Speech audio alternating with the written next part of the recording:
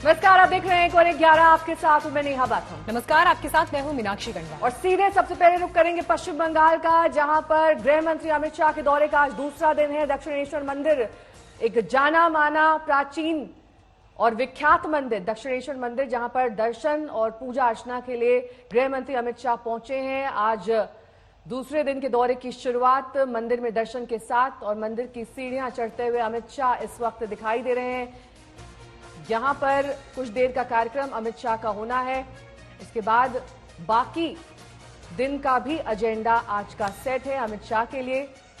2 दिवसीय ये पश्चिम बंगाल का दौरा कई मायनों में अहम माना जा रहा है। कहा जा रहा है कि बीजेपी ने जिस तरीके से दावा किया है कि अगली बार उन्हीं की सरकार पश्चिम बंगाल में बनेगी, उसे लेकर अब अमित शाह यहां पुरजोर ताकत लगा रहे हैं। और ये देखिए, टीका लगाया जा रहा है अमित शाह को और अब से कुछ ही देर बाद मंदिर परिसर में अमित शाह पूरे विधि विधान के साथ पूजा अर्चना करेंगे।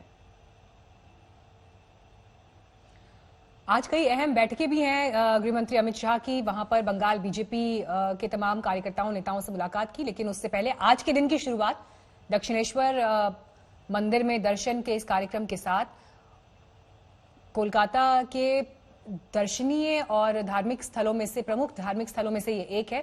हमारे साथ इस वक्त मनोज्ञा जुड़ गई हैं और जानकारी के साथ। मनोज्ञा, पर्टिकुलरली ये जगह न सिर्फ एक धार्मिक स्थल, दार्शनिक स्थल, बल्कि रामकृष्ण परमहंस की कर्म भूमि रही है और बंगाल और हिंदू नव जागरण के लिए वो कितने अहम रहे हैं ये इतिहास में दर्ज है। और आज के दिन की शुरुआत अमित शाह जब यहां से कर रहे हैं तो एक बड़ा संदेश बंगाल के लिए। बिल्कुल, बंगाल के लिए, साथ ही साथ देश के लिए भी, क्योंकि जब भी प्रधानमंत्री नरेंद्र मोदी या गृह मंत्री अमित शाह बंगाल आए हैं, दक्षिणेश्वर काली मंदिर के दर्शन करने जरूर गए हैं। वो किसी भी दिन हो या कोई भी उनका टूर हो, पिछले कुछ वर्षों में हमने देखा है हर बार ये उनकी आइटिनरी में शामिल रहा है। लेकिन इस बार इसका एक संदेश राजनीतिक रूप से भी है। पहला, क्योंकि ये दर्शन स्थल है। दूसरा, क्योंकि ये पता है कि ये आने वाले कई दिनों में जिस तरह से वोट बैंक पॉलिटिक्स होती है हर चुनाव के पहले, इस बार के लिए भी ये एक संदेश होगा। भले ही आप इसे रामकृष्ण की जन्मभूमि कह लें, परमहंस जी की, या फिर आप इसे स्वामी विवेकानंद के लिए उनसे जुड़ाव भी कह लें, इन सब के बीच में जहाँ दक्षिणेश्वर काली मंदिर की बात होती है, ये स्थान कई मायने में बहुत ज्यादा महत्वपूर्ण है। बहुत बहुत शुक्रिया मनोज्ञा इस तमाम जानकारी के लिए आपका। और अब वक्त हो गया है शतक आज तक का।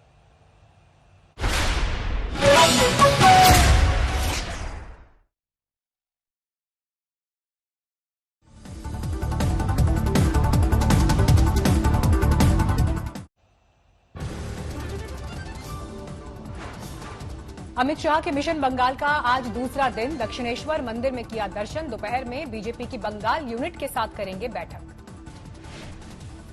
मटुआ समुदाय के शरणार्थी घर भोजन करेंगे अमित शाह। आज तक से बोले 2/3 बहुमत के साथ बंगाल में बीजेपी बनाएगी सरकार। विजय सुनिश्चित है। 2/3 बहुमत के साथ भारतीय जनता पार्टी यहां सरकार बनाने जा रही है। ममता दीदी इसको रोक नहीं सकती। अमित शाह का ममता सरकार पर निशाना। कहा, सैकड़ों बीजेपी कार्यकर्ताओं की हुई हत्या मगर नहीं हुई कोई गिरफ्तारी। अमित शाह ने कहा, वक्त आने पर बंगाल में बीजेपी का चेहरा भी आएगा सामने।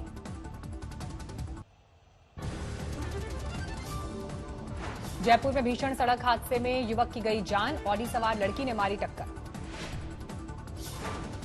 हादसा इतना भीषण था कि हादसे के वक्त एक घर की छत पर आकर गिरा युवक, कट गया पैर।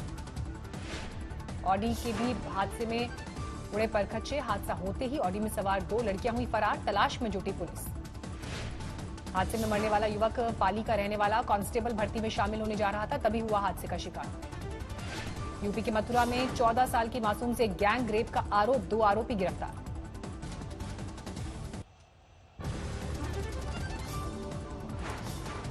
बिहार में कल तीसरे और आखिरी दौर का मतदान। 15 जिलों की 78 सीटों पर डाले जाएंगे वोट। 10 को आएंगे नतीजे। आखिरी दौर की वोटिंग से पहले पूर्णिया की रैली में नीतीश का आखिरी दांव। बोले, ये मेरा आखिरी चुनाव। आज चुनाव का आखिरी दिन है, अब परसों चुनाव है और ये मेरा अंतिम चुनाव है। अंत भला तो सब भला। नीतीश के बयान को तेजस्वी ने बताया इमोशनल दांव। बोले, थक गए हैं बिहार के सीएम। 2 ही चरण में हो चुकी है विदाई। रहे हैं कि नीतीश कुमार जी थक चुके हैं, उनसे बिहार संभल नहीं रहा, वो जमीनी हकीकत को पहचान नहीं पाए। चिराग पासवान का आरोप, 15 साल का हिसाब मांगने पर रण छोड़कर भागे नीतीश। अंतिम चुनाव आज जब जनता उनसे 15 साल का हिसाब मांग रही थी तो हिसाब देने की बजाय मौजूदा मुख्यमंत्री नीतीश कुमार जी ने रणभूमि को छोड़कर भागना ज्यादा उचित समझा। नीतीश के अंतिम चुनाव वाले चुनावी तीर पर कांग्रेस का तंज, कहा टायर्ड और रिटायर्ड हो चुके हैं जेडीयू के सीएम।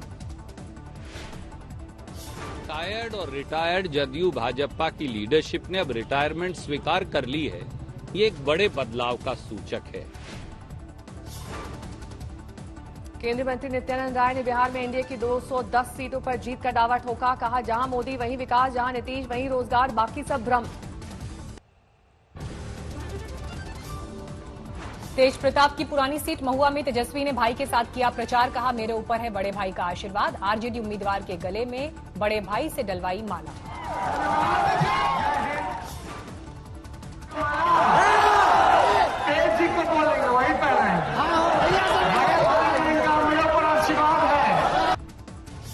मधुबनी में राजनाथ सिंह ने भी जनता को जंगल राज से किया सावधान, कहा नीतीश ने नहीं खाया कोई चारा। समस्तीपुर में बद इंतजामी पर रोड शो को बीच में छोड़कर लौटे सुशील मोदी। प्रचार थमने से पहले पीएम ने लिखी बिहार के नाम चिट्ठी, कहा डबल इंजन की ताकत से ऊंचाइयों पर पहुंचेगा राज्य। जेडीयू प्रवक्ता अजय आलोक ने कहा नीतीश कुमार को राजनीति से एग्जिट करने का वक्त तय करने का है अधिकार। तो एग्जिट करने का समय कब हो, ये तय करने का उनको बिल्कुल अधिकार है। अगले 5 वर्षों तक बिहार को जिस तरक्की की ऊंचाई पे वो पहुंचा देंगे। बीजेपी नेता मनोज तिवारी बोले नीतीश ने दिल से की बिहार की सेवा, अब दिल से मांग रहे हैं वोट। दरभंगा में देर रात निर्दलीय उम्मीदवार रविंद्रनाथ उर्फ चिंटू सिंह को मारी गई गोली, गंभीर हालत में अस्पताल में भर्ती, हमलावर फरार। प्रत्याशी चिंटू सिंह को लगी हैं 2 गोलियां, जेडीयू से टिकट नहीं मिलने पर बतौर निर्दलीय उम्मीदवार मैदान में उतरे थे चिंटू सिंह। कोटा में बीजेपी ने अंतिम वक्त में उतारा मेयर का उम्मीदवार, बीजेपी के संतोष बेरवा की कांग्रेस उम्मीदवार मंजू मेहरा से टक्कर। जम्मू कश्मीर के उपराज्यपाल मनोज सिन्हा ने आंध्र प्रदेश में वेंकटेश्वर मंदिर में किया पूजा पाठ। तमिलनाडु में वेत्री वेल यात्रा का बीजेपी ने सोशल मीडिया में जारी किया वीडियो, पुलिस से यात्रा को नहीं मिली इजाजत। हैदराबाद में बीजेपी कार्यकर्ता ने प्रदर्शन के दौरान किया आत्मदाह, दुबाका उपचुनाव में पुलिस की कार्यप्रणाली से थी नाराजगी। राजस्थान में गुर्जर आरक्षण को लेकर प्रदर्शन जारी, भरतपुर में रेलवे ट्रैक पर डटे प्रदर्शनकारी। अमेरिका में अब तक चुनावी नतीजों पर ट्रंप ने उठाए सवाल, ट्वीट में लिखा धोखाधड़ी रोको। एरिक ट्रंप ने कहा इस धोखाधड़ी के खिलाफ लड़ेंगे, जनता नहीं करेगी माफ। वोटों की गिनती में धांधली के ट्रंप के आरोपों को अंतर्राष्ट्रीय पर्यवेक्षकों ने माना आधारहीन। ट्रंप के आरोपों पर बाइडेन का जवाब, एक वोट की होगी गिनती, कहा उनकी जीत में कोई शक नहीं। जीत की तरफ धीरे धीरे बढ़ रहे हैं बाइडेन, डेमोक्रेट की तरह लड़े, राष्ट्रपति की तरह करूंगा काम, कहा।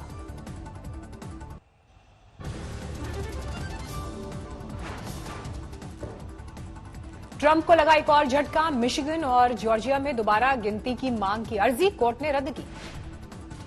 अब तक की गिनती में ट्रंप से काफी आगे निकले बाइडेन। बाइडेन ने अब तक बटोरे 253 इलेक्टोरल वोट, मुकाबले में ट्रंप के खाते में अब तक 214 वोट। पेंसिल्वेनिया और जॉर्जिया पर टिकी है अमेरिकी चुनाव के नतीजे, दोनों राज्यों में जारी है वोटों की गिनती। अमेरिकी चुनाव में जो बाइडेन ने रचा इतिहास, बराक ओबामा का रिकॉर्ड तोड़कर हासिल किए सबसे ज्यादा वोट। एलएसी पर तनातनी में कमी करने की एक और कोशिश, आज भारत चीन के सैन्य कमांडर्स की चुशूल में बैठक। भारत चीन के बीच 8वें दौर की बातचीत में नतीजा निकलने की उम्मीद, एलएसी से सैनिकों की भारी तादाद और हथियारों की तैनाती कम करने पर होगी बात। एलएसी पर चीन के साथ तनातनी के बीच बंगाल की खाड़ी में 4 देशों की मालाबार नौसेना संयुक्त अभ्यास जारी। ओडिशा के पारादीप में तटरक्षकों ने की सागर कवच संयुक्त अभ्यास, आतंकी खतरों से समुद्री सरहद को सुरक्षित रखने की कवायद। इटली के साथ रिश्तों को मजबूत करने की दिशा में एक और कदम, आज पीएम मोदी की इटली के प्रधानमंत्री से द्विपक्षीय बातचीत। चारा घोटाले के दुमका कोषागार मामले में लालू प्रसाद की जमानत याचिका पर आज सुनवाई, राहत मिली तो जेल से हो सकती है रिहाई। कृषि बिल के खिलाफ कोल्हापुर में किसानों का हल्ला बोल, ट्रैक्टर रैली कर जताया विरोध। लुधियाना में किसानों के समर्थन में आए आंगनबाड़ी कार्यकर्ता, कृषि बिल के खिलाफ की नारेबाजी। लखनऊ के बीजेपी सांसद ने स्कूल कॉलेज में नशा मुक्ति मुहिम शुरू करने के लिए पीएम को लिखी चिट्ठी। ज्यादा शराब पीने से हुई थी सांसद के बेटे की मौत। यूपी में अवैध निर्माण पर चला बुलडोजर। प्रयागराज में गिराई गई समाजवादी पार्टी के एमएलए की अवैध इमारत। दिल्ली में कोरोना से मौत के मामलों का 4 महीने का रिकॉर्ड टूटा। 24 घंटे में 66 की मौत। दिल्ली में लगातार तीसरे दिन कोरोना के 6000 से ज्यादा नए मामले। कुल मामले 4,16,000 से ज्यादा। दिल्ली में इस वक्त 38,700 से ज्यादा कोरोना केस सक्रिय। अब तक का सबसे बड़ा आंकड़ा। सीएम ने बुलाई थी समीक्षा बैठक। सरकारी अस्पतालों में बेड की संख्या और बढ़ाने का फैसला। भीड़भाड़ वाली जगहों और बाजारों में बढ़ाया जाएगा कोरोना की जांच का दायरा। मोबाइल वैन की तैनाती। देश में पिछले 24 घंटे में सामने आए 50,000 से ज्यादा नए मामले। 83,64,000 के पार पहुंचा कुल आंकड़ा। महाराष्ट्र में पिछले 24 घंटे में 5,500 से ज्यादा नए मरीज। 16,98,000 के पार पहुंची कुल मरीजों की संख्या। कर्नाटक में 24 घंटे में 3,156 नए केस। 31 मरीजों की मौत।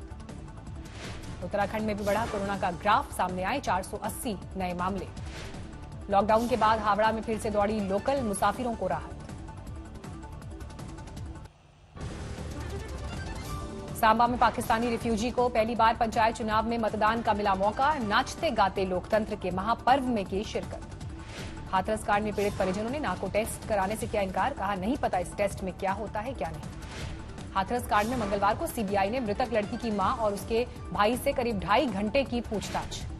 कैमूर में पुलिस ने एक महिला को पकड़ा। पड़ोसी के 5 साल के मासूम की हत्या का आरोप। जम्मू कश्मीर के पंपोर में सुरक्षा बल के आतंकवादियों से मुठभेड़ जारी।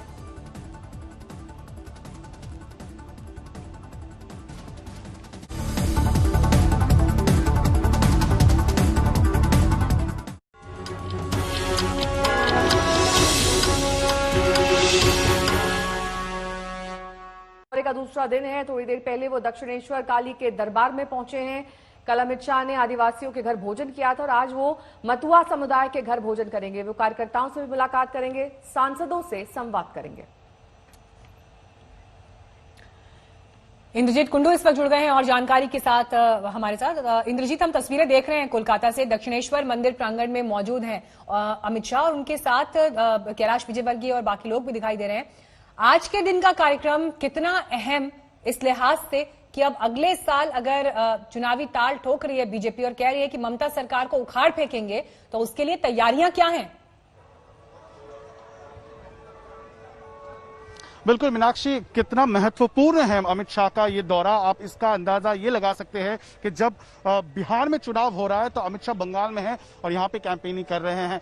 दक्षिणेश्वर मंदिर में आज आए हैं, इसका महत्व बहुत ज्यादा है। यही है रामकृष्ण परमहंस की भूमि, जहां से दक्षिणेश्वर मंदिर में वो खुद खास पूजा करते थे। तो यहाँ पे आज पूजा अर्चना करने के बाद अमित शाह जाएंगे अपने पार्टी कार्यकर्ताओं से ऑर्गेनाइजेशनल मीटिंग कर। लेकिन उससे पहले पंडित अजय चक्रवर्ती जो यहाँ के मशहूर सिंगर है उनसे भी बात करेंगे, क्योंकि बीजेपी चाहती है कि पश्चिम बंगाल के जितने भी इंटेलेक्चुअल्स हैं, जो बड़े नामी गिरामी लोग हैं, उनसे संबंध बनाया जाए ताकि पार्टी के तरफ उनकी समर्थन ले सके। और उसके साथ साथ आज मतुआ कम्युनिटी के एक घर में वो आज भोजन भी करेंगे।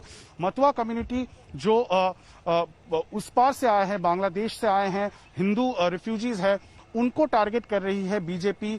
और ये जो सिटीजनशिप अमेंडमेंट एक्ट जो बीजेपी ने पारित किया है पार्लियामेंट में, उसको टारगेट करते हुए ये आश्वासन दिया जाएगा मतुआ कम्युनिटी को कि उनको नागरिकता मिलेगी।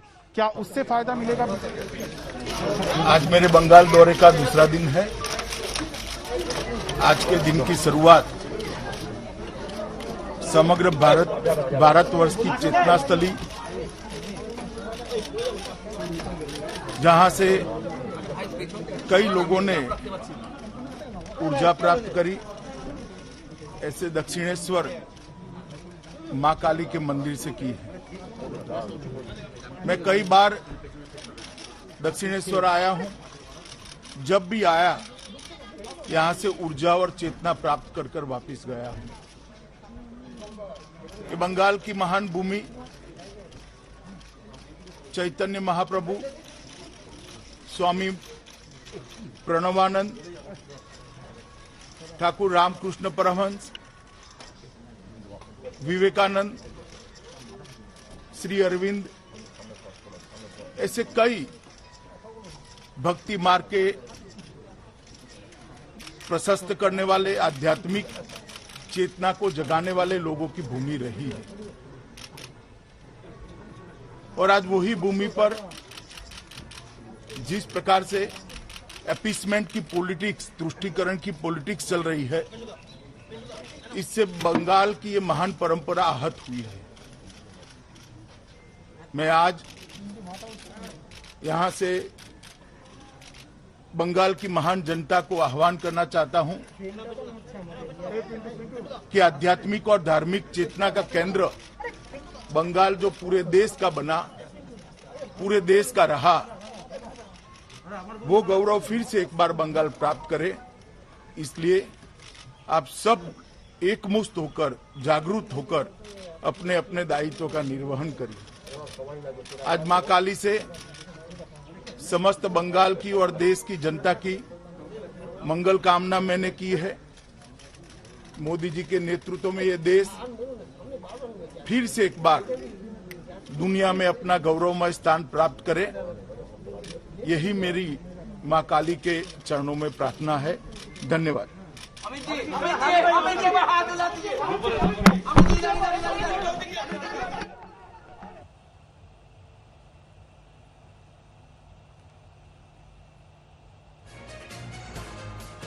दक्षिणेश्वर काली मंदिर पहुंचे गृह मंत्री अमित शाह। वहां पर पूजा अर्चना उन्होंने की और उसके बाद ये कहा कि पहले भी यहां आ चुका हूं, एक बार फिर से यहां पर मां काली का आशीर्वाद लेने पहुंचा हूं और इसी आशीर्वाद के साथ हम पश्चिम बंगाल में जीत का परचम लहराएंगे पूरे आत्मविश्वास के साथ। कल भी अमित शाह ये बात कह चुके हैं कि अब ममता दीदी की सरकार ज्यादा दिन नहीं चलेगी, अब बीजेपी का परचम पश्चिम बंगाल में लहराएगा। इंद्रजीत कुंडू मौजूद है हमारे साथ। इंद्रजीत, अपने अभी के इस बयान में बहुत अहम बात जो अमित शाह ने की, उन्होंने कहा कि पश्चिम बंगाल में आध्यात्मिक चेतना का केंद्र है ये दक्षिणेश्वर काली मंदिर, और इसीलिए जब इस तरह के दौरे प्लान होते हैं तो ऐसे कार्यक्रमों को बहुत इंपॉर्टेंस दी जाती है। आज जब अमित शाह यहां पर मौजूद हैं, क्या संदेश जा रहा है? बिल्कुल मीनाक्षी, देखिए अमित शाह ने ये साफ कह दिया है कि ये जो कार्यक्रम था, इसमें जो राजनीतिक जो मैसेज है वो काफी साफ था। वो आए यहाँ पे दक्षिणेश्वर के दौरा करने, मां काली से उन्होंने पूजा अर्चना की, उसके साथ साथ ये मैसेज भी दे दिया कि ये आध्यात्म का पश्चिम बंगाल केंद्र था। यहाँ पे रामकृष्ण परमहंस, विवेकानंद जैसे व्यक्ति जुड़े हुए थे, लेकिन पश्चिम बंगाल को अपीसमेंट पॉलिटिक्स के वजह से पिछड़ना पड़ा है और वो दिन वापस लाने के लिए उन्होंने ये प्रार्थना की कि मोदी जी के नेतृत्व में पश्चिम बंगाल फिर से शिखर तक पहुंचे। तो ये मैसेज राजनीतिक मैसेज भी है और ये मैसेज लोगों तक पहुंचाने की कोशिश बीजेपी जरूर कर रही है। जैसा कि मैंने कहा कि लोगों तक किस तरह से पहुंचा जाए, जितने भी सेगमेंट है पश्चिम बंगाल में, आम आदमी हो या जो बुद्धिजीवी है, उनके पास ये मैसेज पहुंचाने की कोशिश बीजेपी कर रही है और यही कारण है कि अमित शाह का ये जो दौरा मौजूद है इस वक्त। अमित शाह वहां से निकल चुके हैं, आगे का क्या कार्यक्रम है, क्या कुछ चल रहा है इस वक्त वहां पर? बिल्कुल जी, देखिए मीनाक्षी, अब भी अमित शाह यहाँ से, अगर मेरा कैमरा पर्सन दिखा पाए, ये जो कॉन्वॉय है वो निकल रही है यहाँ से। हाई सिक्योरिटी जोन, तगड़ा इंतजाम किया गया था सिक्योरिटी का। अब यहाँ से सीधा वो रुख करेंगे पंडित अजय चक्रवर्ती, जो नामी गिरामी मशहूर सिंगर हैं, उनके घर में, और वहां पे बातचीत होगी ताकि जो बुद्धिजीवी समाज है उनको उन तक पहुंचने की कोशिश जो बीजेपी कर रही है वो उसमें सफल हो। उसके बाद एक संगठनिक बैठक यहाँ पे होगा ईजेडसीसी में, और फिर दोपहर को वो भोजन के लिए एक मतुआ संप्रदाय के घर में जाएंगे और मतुआ संप्रदाय को भी वो मैसेज देने की कोशिश करेंगे और बाद में दोपहर को एक प्रेस कॉन्फ्रेंस की भी बात हो रही है। पूर्वी लद्दाख में तन्नातनी को लेकर आज भारत और चीन के बीच एक बार फिर से कोर कमांडर स्तर की बातचीत हो रही है। कोर कमांडर स्तर की ये बैठक चुशूल में होगी और इस बीच भारत ने साफ कर दिया है कि संप्रभुता और अखंडता से कोई समझौता मंजूर नहीं होगा।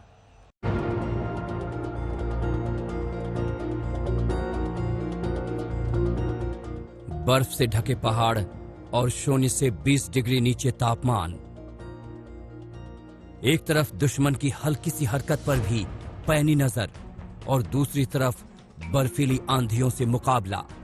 भारत चीन सीमा विवाद की वजह से लद्दाख की ऊंची चोटियों पर सेना के जवानों की तैनाती अब भी बनी हुई है। इस तनाव को कम करने के लिए दोनों देशों के कोर कमांडरों के बीच संवाद का सिलसिला जारी है। आज चुशूल में कोर कमांडर स्तर की 8वीं बातचीत हो रही है। बैठक में सीमा विवाद के समाधान पर चर्चा होनी है। चीन ने कुछ इलाकों में हथियार और टैंक वापस लेने का प्रस्ताव दिया था, लेकिन भारत ने साफ कर दिया है कि सभी विवादित इलाकों से चीनी सेना की पूरी तरह वापसी चाहता है। भारत ने फिर दोहराया है कि भारत शांति प्रिय देश है, लेकिन ये अपनी संप्रभुता और अखंडता के लिए किसी भी तरह की कुर्बानी देने के लिए तैयार है। India is peace-loving country. We believe that differences should not become disputes. However, India is determined to protect its sovereignty and territorial integrity in the face of unilateralism and aggression, no matter what the sacrifice. Bharat और चीन के बीच पूर्वी लद्दाख में पिछले 6 महीने से तनातनी का माहौल है। दोनों तरफ से बड़ी तादाद में सेना की तैनाती लगातार बनी हुई है। सेना के कोर कमांडरों के साथ दौर की बातचीत में इन इलाकों को लेकर अभी तक कोई सहमति नहीं बन सकी है। आज तक ब्यूरो। अब आपको सैन्य शक्ति के दम पर नए तेवर वाले भारत की एक झलक दिखाते हैं। एक तरफ बंगाल में खाड़ी में क्वाड देश यानी अमेरिका, जापान, ऑस्ट्रेलिया और भारत का युद्ध अभ्यास चल रहा है, तो दूसरी तरफ 3 राफेल विमानों की नई खेप भारत पहुंच गई है।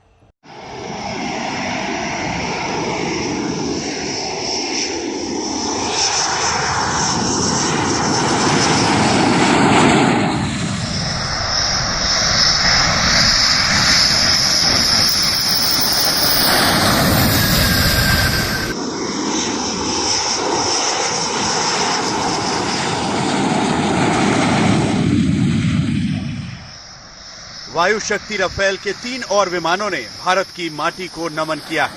फ्रांस से 3700 नॉटिकल माइल्स का सफर तय करके ये तीनों राफेल गुजरात के जामनगर एयरबेस पर बुधवार रात पहुंचे थे। अब की बार भारत आए राफेल विमानों ने फ्रांस से यहां तक के सफर में कोई ब्रेक नहीं लिया। 8 घंटों की नॉन स्टॉप फ्लाइट से तीनों राफेल भारत पहुंचे। फ्रांस के स्ट्रेस एयरबेस से उड़े तीनों राफेल विमानों ने हवा में ही 3 बार रिफ्यूलिंग की। एयर रिफ्यूलिंग का सीधा मतलब है कि विमानों को ईंधन भरवाने के लिए लैंडिंग की जरूरत नहीं होती। एक खास तरह के सिस्टम के जरिए ये विमान एक विमान से दूसरे विमान में ईंधन हवा में ही भरा जा सकता है। इसके लिए पहली शर्त होती है दोनों विमानों को एक जैसी स्पीड पर उड़ान भरना होता है। इसके बाद टैंकर विमान से एक विशेष पाइप के जरिए प्लेन के नोजल से जुड़ना होता है। ये एक बेहद कठिन प्रक्रिया है और इसके लिए खास तरह की ट्रेनिंग होनी चाहिए। एक बार नोजल की पकड़ बनती है तो 5 मिनट में इतना ईंधन भरा जा सकता है कि विमान अगले 2 से 3 घंटे तक अतिरिक्त उड़ान भर सकता है। इससे पहले जुलाई में जब 5 राफेल एयरक्राफ्ट आए थे तो उनमें भी बीच हवा में ईंधन भरे गए थे। हालांकि तब राफेल विमानों को यूएई में एक दिन के लिए रोका गया था। 3 नए राफेल। दिल्ली में कोरोना का कहर एक बार फिर से तेज हो गया है। बढ़ते प्रदूषण के बीच कोरोना मरीजों की तादाद बढ़ती जा रही है। दिल्ली को इसने डरा दिया है। कोरोना से एक्टिव केस नए रिकॉर्ड बना रहे हैं, लेकिन इस बीच दिल्ली सरकार ने मोबाइल वैन से कोरोना टेस्ट करने और पटाखों पर पाबंदी लगाने का फैसला किया है।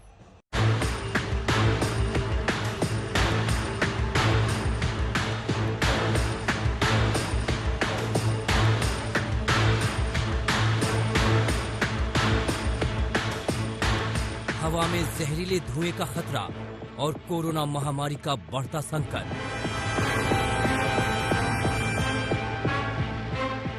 दिल्ली इस वक्त बीमारी और प्रदूषण की दोहरी मार झेल रही है।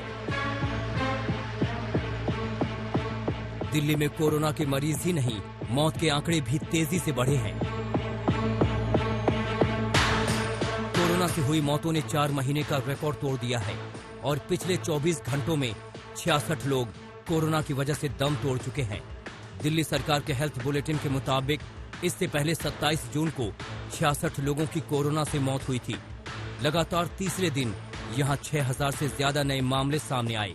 दिल्ली में इस वक्त 38,700 से ज्यादा कोरोना के सक्रिय मामले हैं, जो अब तक का सबसे बड़ा आंकड़ा है। दिल्ली सरकार ने कोरोना के बढ़ते मामलों को देखते हुए सरकारी अस्पतालों में बेड की संख्या और बढ़ाने का फैसला लिया है। मुख्यमंत्री अरविंद केजरीवाल ने कल मुख्य सचिव, स्वास्थ्य विभाग और राजस्व विभाग के अधिकारी और दिल्ली के सभी जिला अधिकारियों के साथ अपने आवास पर समीक्षा बैठक की थी। दिल्ली सरकार ने फैसला किया कि भीड़-भाड़ वाली जगहों और बाजारों में कोरोना की जांच का दायरा बढ़ाया जाएगा। इसके लिए मोबाइल वैन तैनात की जाएगी। बढ़ते प्रदूषण पर रोक लगाने के लिए दिल्ली में दीपावली पर जलाए जाने वाले पटाखे पर पूरी तरह से रोक लगा दी गई है। ये पाबंदी 7 नवंबर से 30 नवंबर तक जारी रहेगी। इस दौरान दिल्ली वाले ग्रीन पटाखे भी नहीं जला सकते हैं। विपक्ष ने दिल्ली सरकार के फैसले का कड़ा विरोध जताया है। आज दिल्ली में दिल्ली सरकार अगर प्रदूषण की समस्या को हल करती तो आज ये हालात नहीं देखने को मिलते। दिल्ली में कोरोना केसेस बढ़ रहे हैं, पॉल्यूशन बढ़ रहा है।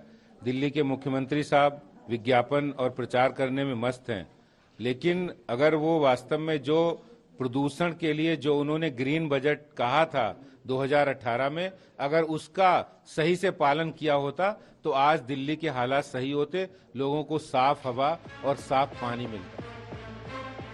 इस बीच मौसम विभाग का अनुमान है कि 10 नवंबर तक दिल्ली वालों को स्मॉग से राहत मिलने वाली नहीं है। कुल मिलाकर दिल्ली वालों के लिए ये दिवाली कोरोना और जहरीले धुएं से जंग के साथ गुजरने वाली है। पंकज जैन, दिल्ली। अमित शाह के मिशन बंगाल का आज दूसरा दिन। दक्षिणेश्वर मंदिर में किया दर्शन। दोपहर में बीजेपी की बंगाल यूनिट के साथ करेंगे बैठक। बटुआ समुदाय के शरणार्थी के घर भोजन करेंगे अमित शाह। आज तक से बोले 2/3 बहुमत के साथ बंगाल में बीजेपी बनाएगी सरकार। बिहार में कल तीसरे और आखिरी दौर का मतदान। 15 जिलों की 78 सीटों पर डाले जाएंगे वोट। 10 को आएंगे नतीजे। आखिरी दौर की वोटिंग से पहले पूर्णिया की रैली में नीतीश का आखिरी दाव। बोले ये मेरा आखिरी चुनाव। नीतीश के बयान को तेजस्वी ने बताया इमोशनल दाव। बोले थक गए हैं बिहार के मुख्यमंत्री। एलएसी पर तनातनी में कमी करने की कोशिश। भारत चीन के सैन्य कमांडर में चुशूल में बैठक जारी। भारत चीन के बीच 8वें दौर की बातचीत में नतीजा निकलने की उम्मीद। एलएसी से सैनिकों की भारी तादाद और हथियारों की तैनाती कम करने पर बात। एलएसी पर चीन के साथ तनातनी के बीच बंगाल की खाड़ी में 4 देशों की मालाबार नौसेना संयुक्त अभ्यास जारी।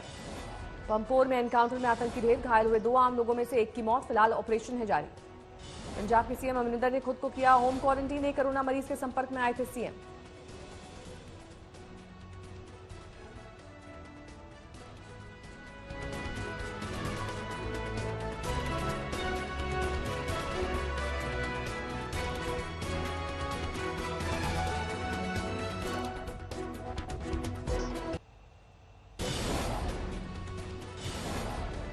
यूपी में अवैध निर्माण पर चला बुलडोजर। प्रयागराज में गिराई गई समाजवादी पार्टी के एमएलए की अवैध इमारत। एमपी के निवाड़ी में बोरवेल में गिरे बच्चे का रेस्क्यू जारी। मिट्टी सख्त होने की वजह से सुरंग खोदने का काम फिलहाल रुका। तमिलनाडु में बीजेपी की वेट्री वेल यात्रा को नहीं मिली इजाजत। भगवान मुरुगन को समर्पित है 1 महीने की यात्रा। पुणे के मोबाइल बाजार में आग। लाखों के मोबाइल जलकर खाक। हाथरस से पीड़ित बेटी का परिवार लाई डिटेक्टर टेस्ट के लिए तैयार। परिवार तैयार नहीं। परिवार बोला टेस्ट के बारे में हमें कुछ नहीं पता।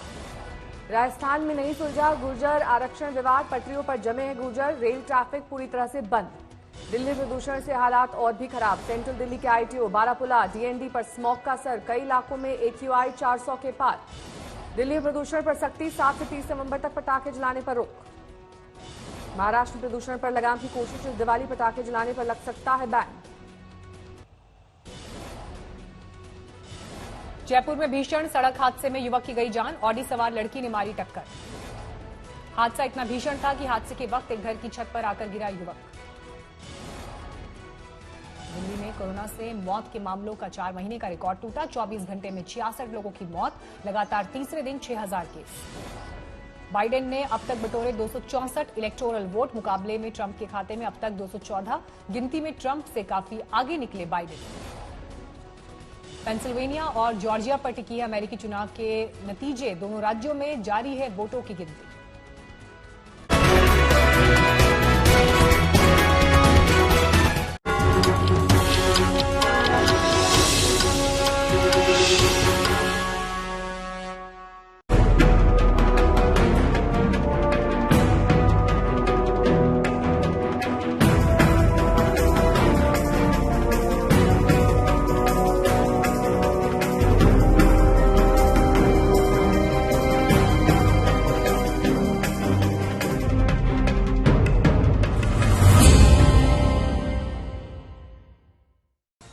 पश्चिम बंगाल के 2 दिवसीय दौरे पर हैं गृह मंत्री अमित शाह। आज दूसरे दिन उन्होंने शुरुआत की दक्षिणेश्वर काली मंदिर में पूजा अर्चना के साथ।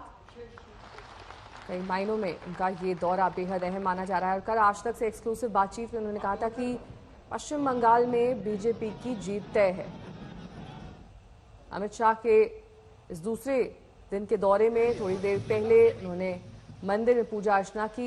मतुआ समुदाय के घर आज दिन में वो भोजन करेंगे। अमित शाह पूरे दिन कार्यकर्ताओं और सांसदों से मुलाकात करेंगे। चुनावी प्लान पर मंथन भी किया जाएगा। पूरी तैयारी पार्टी कैडर में जोश और हौसला भरने की है।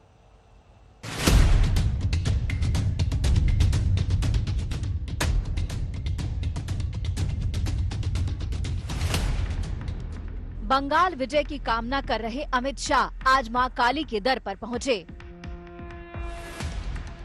दक्षिणेश्वर काली के दरबार में अमित शाह ने पूजा अर्चना की।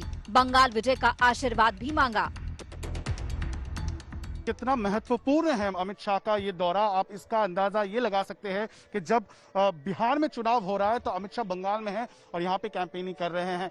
दक्षिणेश्वर मंदिर में आज आए हैं, इसका महत्व बहुत ज्यादा है। यही है रामकृष्ण परमहंस की भूमि, जहां से दक्षिणेश्वर मंदिर में वो खुद खास पूजा करते थे। तो यहाँ पे आज पूजा अर्चना करने के बाद अमित शाह जाएंगे अपने पार्टी कार्यकर्ताओं से ऑर्गेनाइजेशनल मीटिंग कर लेके। बंगाल का राजनीतिक दौरा दक्षिणेश्वर दरबार में हाजिरी के बगैर पूरा नहीं होता। यहाँ पीएम मोदी भी आए तो अमित शाह का दर्शन कार्यक्रम भी हुआ। इस दौरे में अमित शाह खुद को बंगाल की माटी और बंगाल के मानुष से जोड़ने में लगे हैं। कल आदिवासी के घर दिन का भोजन किया, आज काली वंदना की, तो आज के दोपहर का भोजन वो उत्तरी 24 परगना में मतुआ समुदाय के साथ करेंगे। मतुआ समुदाय के लोग बांग्लादेश से शरणार्थी बनकर आए थे। बंगाल में 70 लाख से ज्यादा इस समुदाय की आबादी है। कम से कम 6 लोकसभा सीटें ऐसी हैं जहां ये निर्णायक भूमिका में हैं। 24 उत्तर परगना उन जिलों में है जहां टीएमसी और बीजेपी के बीच वर्चस्व की हिंसक जंग होती रही है। अमित शाह बंगाल के बीजेपी कैडर में हौसला भरने आए हैं और लगातार ममता बनर्जी पर हल्ला बोल रहे हैं। और आज वही भूमि पर जिस प्रकार से अपीसमेंट की पॉलिटिक्स, तुष्टीकरण की पॉलिटिक्स चल रही है, इससे बंगाल की ये महान परंपरा आहत हुई है। मैं आज यहां से बंगाल की महान जनता को आह्वान करना चाहता हूं।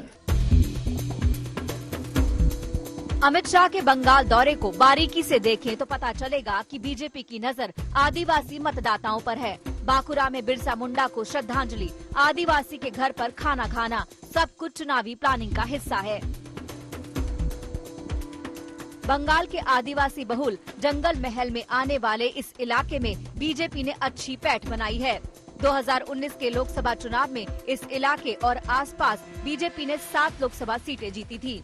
इनमें बांकुरा, बिष्णुपुर, पुरुलिया, झारग्राम, मेदिनीपुर, बर्धमान, दुर्गापुर जैसी सीटें शामिल हैं। बांकुरा के दौरे से आदिवासी इलाकों की 126 विधानसभा सीटों पर शाह की नजर है। अमित शाह दक्षिण और मध्य बंगाल की 80 सीटों से आए संगठन के लोगों से मिलेंगे।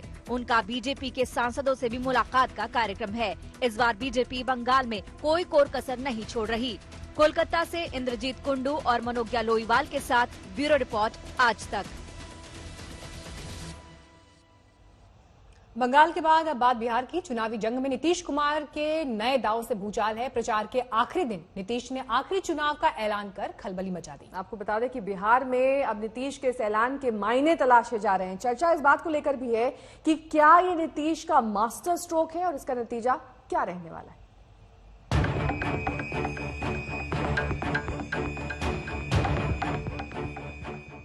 और जान लीजिए, आज चुनाव का आखिरी दिन है, अब परसों चुनाव है और ये मेरा अंतिम चुनाव है।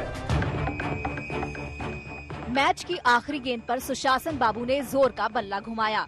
गेंद हवा में उछली, सीमा पार कर पाएगी या तेजस्वी के हाथों में कैद हो जाएगी, कोई नहीं जानता, क्योंकि ये राजनीति की पिच है। यहाँ के नियम कायदे जनता की मर्जी से चलते हैं। लेकिन नीतीश के इस सियासी शॉट की चर्चा जरूर हो रही है।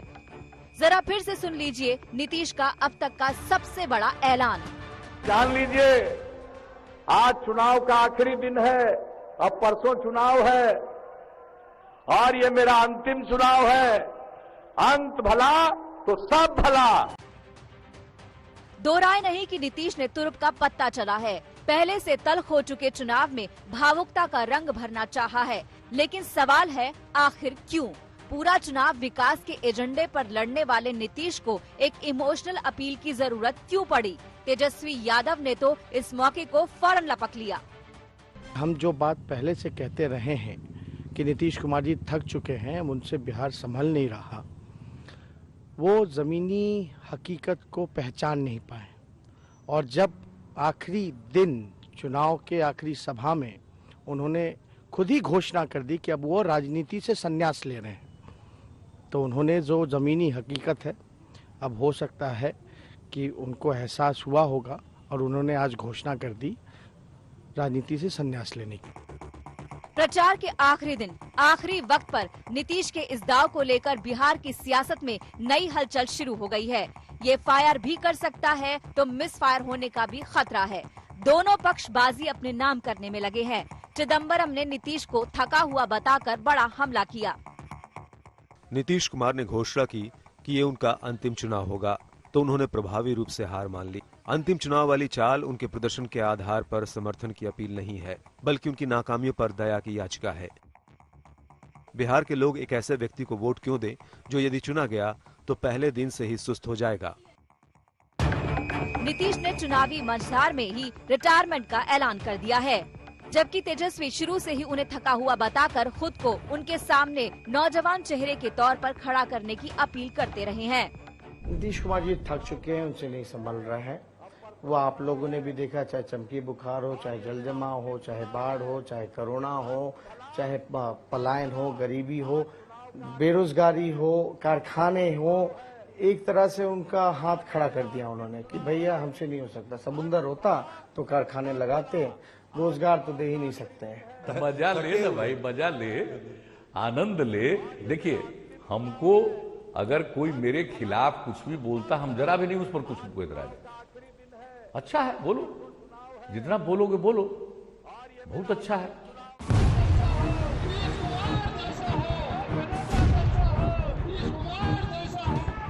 नीतीश मजे हुए राजनेता है। आखिरी चुनाव के ऐलान का जोखिम और फायदा सब जानते हैं। ऐलान किया है तो गुणा भाग का हिसाब लगाकर ही किया होगा, लेकिन इतना तो तय है कि उनके इस ऐलान से आखिरी दौर के मतदान का एजेंडा जरूर प्रभावित होगा। दाव का दमदार होना और बेकार होना दोनों मुमकिन है।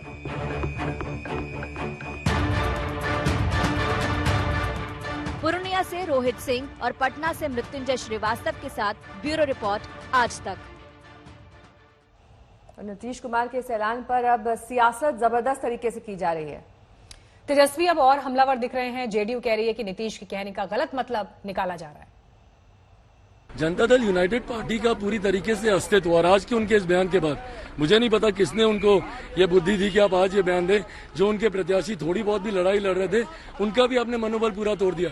जब रणभूमि से अगर नेता, लीडर ही अगर गद्दी छोड़कर अगर भाग जाए तो बाकी की भीड़ क्या करेगी, बाकी के लोग क्या करेंगे? तो आपके जो प्रत्याशी हैं उनकी तो हार आपने और ज्यादा सुनिश्चित कर दी। नीतीश जी ने लोगों का दिल से सेवा किया है और वो दिल से सबसे वोट मांग रहे हैं, और ये बहुत बड़ा दिल है, और बिहार नीतीश जी के, नरेंद्र मोदी जी के साथ। तो वो वाकई उन्होंने ठीक ही कहा है। आखिरी चुनाव क्या है, अब उम्र के जिस मुकाम पर पहुंच गए हैं तो उनको आराम करना चाहिए।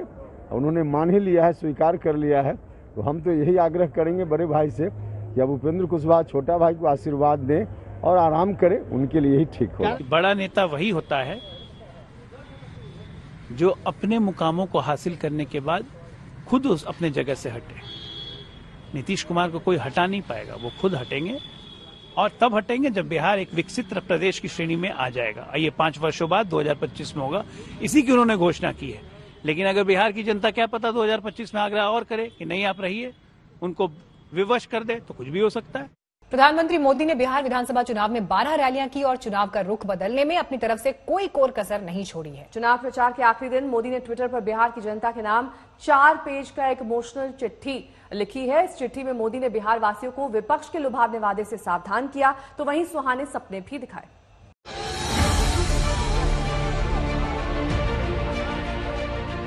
ये जंगल राज के युवराज से बिहार की जनता क्या अपेक्षा कर सकती?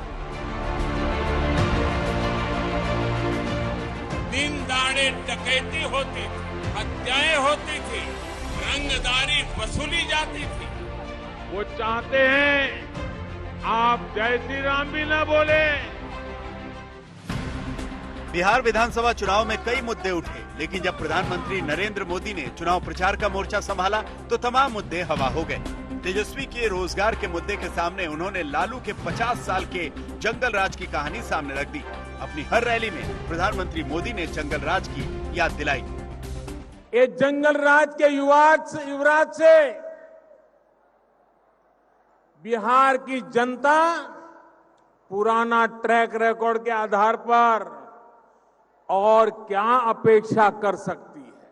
भ्रष्टाचार को हर मंत्रालय, हर विभाग, हर जगह परिवार को भी पहुंचाया, पाप को भी पहुंचाया, भ्रष्टाचार को भी पहुंचाया। बिहार के लोगों ने जंगल राज को, डबल युवराजों को सिरे से नकार दिया है। बिहार में तीसरे चरण के प्रचार के आखिरी दिन प्रधानमंत्री नरेंद्र मोदी ने बिहार की जनता के नाम एक भावुक चिट्ठी का दांव खेल दिया। प्रधानमंत्री मोदी ने अपनी इस चिट्ठी में साफ किया कि विपक्ष कहां खड़ा है और एनडीए बिहार के लिए क्या सौगात लेकर आने वाला है।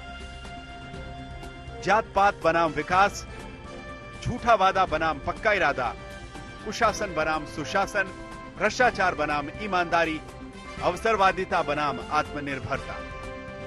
प्रधानमंत्री नरेंद्र मोदी ने अपनी इस चिट्ठी में बिहार वासियों को सुनहरे सपने दिखाए, तो ये भी बताया कि एनडीए के शासनकाल में बिहार को क्या क्या उपलब्धियां हासिल हो गईं। मोदी ने चिट्ठी में भूत, वर्तमान और भविष्य का खाका खींचते हुए तमाम मुद्दों की तरफ ध्यान खींचा।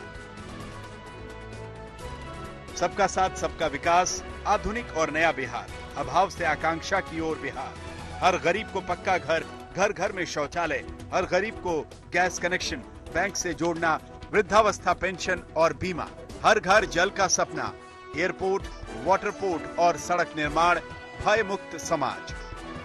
प्रधानमंत्री नरेंद्र मोदी ने चुनाव प्रचार के दौरान भी बिहार के विकास को लेकर तमाम दावे और वायदे किए। साथ ही उन्होंने राष्ट्रवाद का मुद्दा भी गरमाए रखा। भारत माता की, भारत माता की, भारत माता की।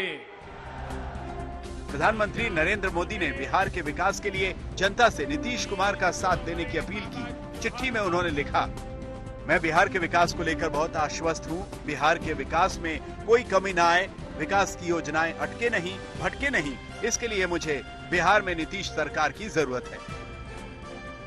प्रधानमंत्री नरेंद्र मोदी ने बिहार के 12 जिलों में 12 रैलियां की, जिसका असर सीधे 100 सीटों तक पहुंचा। इसके बाद उन्होंने लगातार ट्वीट किए।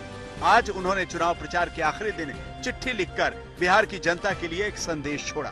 अब मोदी की इस चिट्ठी का असर बिहार की जनता पर कितना हुआ, इसका जवाब तो 10 नवंबर को आने वाले नतीजे बताएंगे। आज तक ब्यूरो। बिहार में तीसरे चरण का मतदान 7 नवंबर यानी शनिवार को होगा। चुनाव प्रचार के आखिरी दिन जेपी नड्डा, नीतीश कुमार, तेजस्वी यादव समेत तमाम सियासी दिग्गजों ने बिहार के रण में अपनी पूरी ताकत झोंक दी।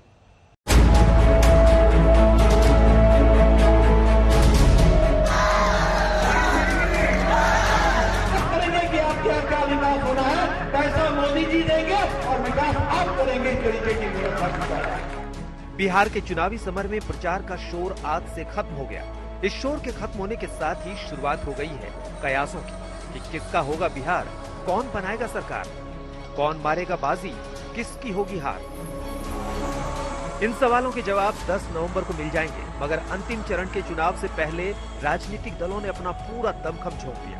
बीजेपी की ओर से कई नेताओं ने ताबड़तोड़ प्रचार किया। खुद बीजेपी अध्यक्ष जेपी नड्डा चुनावी समर में डटे रहे। उन्होंने बेहद तीखे अंदाज में तेजस्वी यादव पर निशाना साधा। जंगल राज के युवराज को आपने विधायक बना करके भेजा था कि नहीं भेजा था? आपने इनको विपक्ष का नेता भेजा था कि नहीं भेजा था? नंदू जी आप बताइए। नंदू जी, पिछले साल सारा साल बजट का सत्र निकल गया और तेजस्वी यादव गायब रहा, वो नहीं आया, ये उसने बिहार की इज्जत ली है, ये बिहार के साथ धोखा दिया है।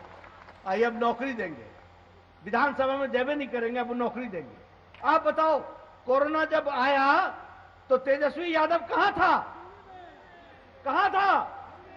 घर में नहीं, दिल्ली, बिहार की धरती पर नहीं थे। आज आकर के बात कर रहे हैं।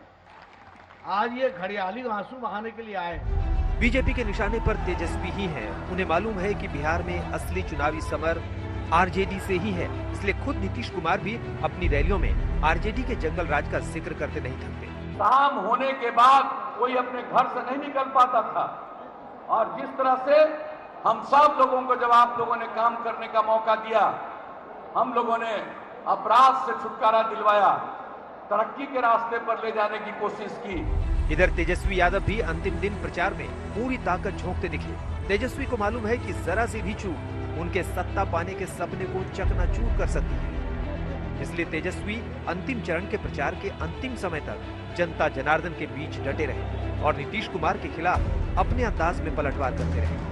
कि जो व्यक्ति को 15 साल बिहार में मौका मिला, एक कारखाना नहीं लगा, नौकरी नहीं दी गई, गरीबी बढ़ी, भुखमरी बढ़ी, पलायन बढ़ा, आप लोगों ने देखा होगा मजदूरों के साथ क्या व्यवहार हुआ। नीतीश और तेजस्वी की लड़ाई के बीच एलजेपी की अपनी राजनीति लगातार चल रही है। चिराग पासवान ने चुनावी समर की शुरुआत ही नीतीश पर निशाना साधने के साथ अब भी वो अपनी उसी रणनीति पर कायम है। प्रचार के अंतिम दिन भी चिराग ने मुख्यमंत्री नीतीश कुमार पर निशाना साधा। जिस तरीके से नीतीश कुमार जी की घबराहट है, जिस तरीके से उनकी भाषा बदली हुई है, जिस तरीके से गुस्सा रहे हैं हर मन से, उनकी बॉडी लैंग्वेज ही बताती है कि उन्होंने हार को देख लिया, अब बस स्वीकार करना बाकी है। आपको बता दें कि 7 नवंबर को तीसरे चरण का मतदान है। 15 जिलों की 78 विधानसभा सीटों पर वोटिंग होगी। 1208 उम्मीदवार इस बार मैदान में हैं। देखना दिलचस्प होगा कि इस बार बिहार की जनता अपना भरोसा किस पर जताती है, किसकी सरकार बनाती है। सुजीत झा और रोहित कुमार सिंह, पटना, आज तक। फिलहाल इस बुलेटिन में इतना ही। देश और दुनिया की बाकी खबरों के लिए देखते रहिए आज तक।